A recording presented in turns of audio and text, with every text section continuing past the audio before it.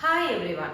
OET reading part സിയിൽ ക്വസ്റ്റ്യനിലും ഓപ്ഷൻസിലും അതുപോലെ തന്നെ പാരഗ്രാഫ്സിലും ഒക്കെ കോമൺ ആയിട്ട് വരുന്ന കുറച്ച് വൊക്കാബുലറീസ് അല്ലെങ്കിൽ ഫ്രേസസും അതിനോടൊപ്പം തന്നെ നമുക്ക് വൊക്കാബുലറി ക്വസ്റ്റ്യൻസിൽ വരുന്ന കുറച്ച് ഇഡിയംസും ആണ് നമ്മൾ ഇന്നത്തെ വീഡിയോയിൽ ഡിസ്കസ് ചെയ്യാനായിട്ട് പോകുന്നത്. ഓരോ ഇഡിയംസും ഓരോ ഫ്രേസസും അതിന്റെ മീനിങ് എന്താണെന്നുള്ളതും അതെങ്ങനെയാണ് പാരഗ്രാഫിൽ കൊടുത്തിരിക്കുന്നത് എന്നുള്ളതുമാണ് ഈ ഒരു വീഡിയോയിൽ നമ്മൾ നോക്കാൻ പോകുന്നത്. അപ്പൊ നമുക്ക് വീഡിയോ കണ്ടിട്ട് വരാം. ഓക്കെ, അപ്പോൾ നമുക്ക് ആദ്യത്തെ ഫ്രേസ് ഏതാണെന്ന് നോക്കാം. ഒന്നാമത്തെ ഫ്രേസ് ലാസ്റ്റ് റിസോർട്ട് എന്നുള്ളതാണ്.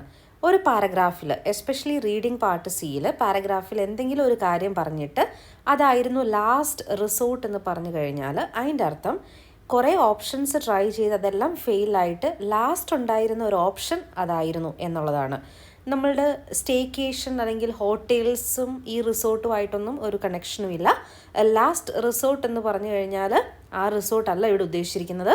ലാസ്റ്റ് റിസോർട്ട് എന്ന് പറഞ്ഞു കഴിഞ്ഞാൽ കുറേ ഓപ്ഷൻസ് ഉണ്ടായിരുന്നു, അതൊക്കെ ട്രൈ ചെയ്തു, അതൊക്കെ ഫെയിലായി, ഇനി ലാസ്റ്റ് ഉള്ളൊരു കാര്യം നമുക്ക് ട്രൈ ചെയ്യാനുള്ള ഒരു ഓപ്ഷൻ എന്ന് പറയുന്നത് ഇതാണ് എന്നുള്ള ഒരു മീനിങ് വരുന്ന ഒരു ഫ്രേസാണ് ഇത്. A final course of action used only when all else has failed. Okay, അപ്പോൾ ലാസ്റ്റ് റിസോർട്ടിൻ്റെ മീനിങ് നിങ്ങൾക്ക് ക്ലിയർ ആയെന്ന് വിശ്വസിക്കുന്നു. അടുത്ത ഒരു ഇഡിയമാണ് cut to the chase. Okay, cut to the chase എന്ന് പറഞ്ഞു കഴിഞ്ഞാൽ talk about the important parts of a subject and not waste time with things that are not important. ആരെങ്കിലും എന്തെങ്കിലും ഒരു കാര്യം പറഞ്ഞുകൊണ്ടിരിക്കുന്നതിനിടയ്ക്ക് കട്ട് ടു ദ ചേസ് എന്ന് പറഞ്ഞു കഴിഞ്ഞാൽ വളച്ചു കെട്ടാതെ കാര്യം പറയുക എന്ന് നമ്മൾ പറയാറില്ലേ, ആ ഒരു മീനിങ് ആണ് ഇതിന് വരിക. ഓക്കെ, അപ്പോൾ റൈറ്റർ ടു കട്ട് ഷോർട്ട് എന്നൊക്കെ പറയാറില്ലേ, ചുരുക്കി പറഞ്ഞാൽ എന്നുള്ള രീതിയിൽ പറയാറില്ലേ, അപ്പോൾ അതിൻ്റെ ഒരു മീനിങ് വരുന്ന ഒരു ഇഡിയമാണിത്. കട്ട് ടു ദ ചേസ് എന്ന് പറഞ്ഞു കഴിഞ്ഞാൽ ഒരുപാട് വളച്ചുകെട്ടില്ലാതെ ടൈം വേസ്റ്റ് ചെയ്യാതെ ഇമ്പോർട്ടൻറ്റ് പോയിന്റ്, ഡയറക്റ്റ്ലി ഇമ്പോർട്ടൻറ്റ് പോയിന്റിലോട്ട് പോവുക എന്നുള്ളൊരു മീനിങ് ആണ് അവിടെ വരിക.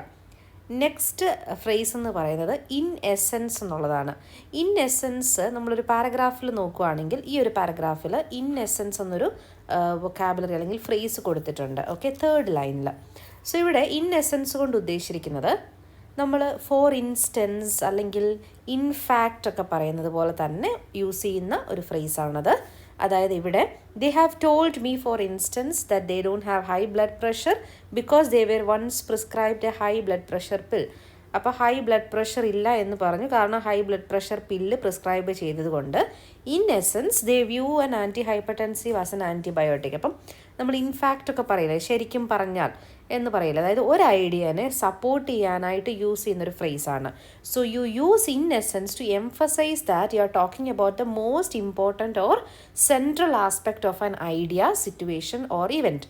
എന്തെങ്കിലും ഒരു ഐഡിയ പറഞ്ഞിട്ട് അതിൻ്റെ ഒരു ഇമ്പോർട്ടൻറ്റ് പോർഷൻ എഗെയിൻ എടുത്ത് പറയാനായിട്ടൊക്കെ യൂസ് ചെയ്യുന്ന ഒരു ഫ്രേസാണ് ഇൻ എസെൻസ് എന്ന് പറയുന്നത്. ഓക്കെ, നെക്സ്റ്റ് ഫ്രേസാണ് ഹസിൽ ആൻഡ് ബസിൽ. ഓക്കെ, ഹസിൽ ആൻഡ് ബസിൽ ഈ ഒരു റീഡിംഗ് പാർട്ട് സിയിൽ ബട്ട് ദ ഹസിൽ ആൻഡ് ബസിൽ of daily life and employment എന്ന് പറയുന്നുണ്ട്. ഇവിടെ ഉദ്ദേശിക്കുന്നത് ഒരുപാട് ബിസി ലൈഫ് എന്നുള്ളൊരു മീനിങ് ആണ്. Large amount of activity and work usually in A noisy surrounding. ഒരുപാട് ബിസി ആയിട്ടുള്ള ലൈഫ് എന്നുള്ള ഒരു മീനിങ് ആണ് ഹസിൽ ആൻഡ് ബസിൽ എന്ന് പറയുന്നത്. ഒരുപാട് കാര്യങ്ങൾ ചെയ്യുന്ന ഒരാൾ എന്നുള്ളൊരു മീനിങ് ആണ് വരിക.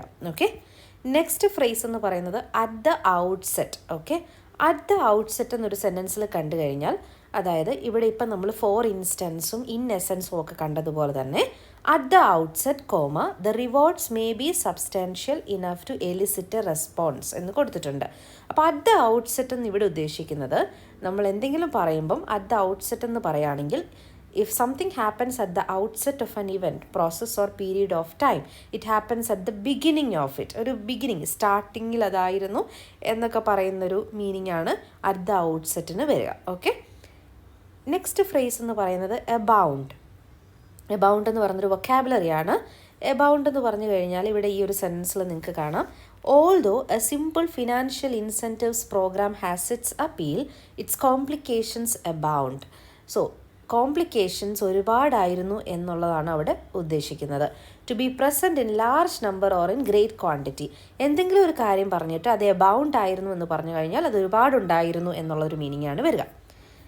നെക്സ്റ്റ് ഫ്രേസ് എന്ന് പറയുന്നത് നോ നോൺസെൻസ് എന്നുള്ളൊരു ഫ്രേസാണ്.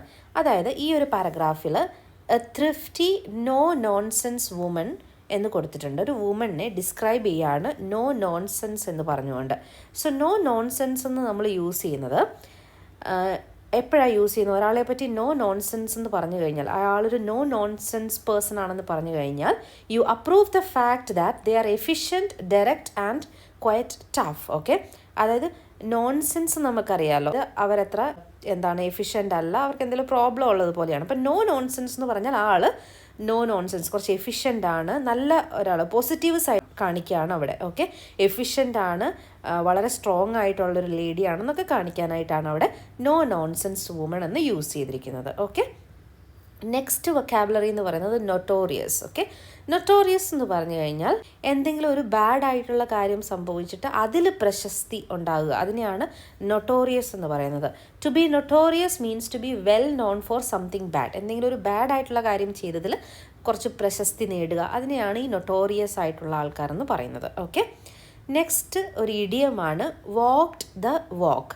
വാക്ക്ഡ് ദ വാക്ക് എന്ന് പറഞ്ഞു കഴിഞ്ഞാൽ to do the things that one says one will do. നമ്മൾ ചിലപ്പോൾ പറയാറില്ലേ, നീ പറയണ്ട ചെയ്ത് കാണിക്കുന്നു പറയാറില്ലേ, അത് തന്നെയാണിത്. Don't talk the talk unless you can walk the walk. നീ അത് ചെയ്ത് കാണിക്കുക എന്നിട്ട് പറ എന്ന് പറയില്ലേ, ആ ഒരു ഇഡിയമാണ് ഇവിടെ. പറയുന്നത് ചെയ്ത് കാണിക്കൂ, പ്രവർത്തിച്ച് കാണിക്കൂ എന്നുള്ളൊരു മീനിങ് ആണ് വരിക, വാക്ക്ഡ് ദ വാക്ക് എന്ന് പറഞ്ഞാൽ. ഓക്കെ, ഇനി അടുത്തതാണ് അൺവെയിൽഡ്. അൺവെയിൽഡ് എന്നുള്ളൊരു വൊക്കാബുലറി ഈ ഒരു പാർട്ട് സിയിൽ കൊടുത്തിട്ടുണ്ട്. For example, a team at Stanford University in California recently unveiled a machine learning algorithm trained to എന്നാണ് പറഞ്ഞിരിക്കുന്നത്. അപ്പോൾ റീസെൻ്റ്ലി അൺവെയിൽഡ് ചെയ്തു എന്ന് പറഞ്ഞു കഴിഞ്ഞാൽ റീസെൻ്റ് ആയിട്ട് ഷോ ചെയ്തു എന്നാണ്. If you unveil something new U show it or make it known for the first time.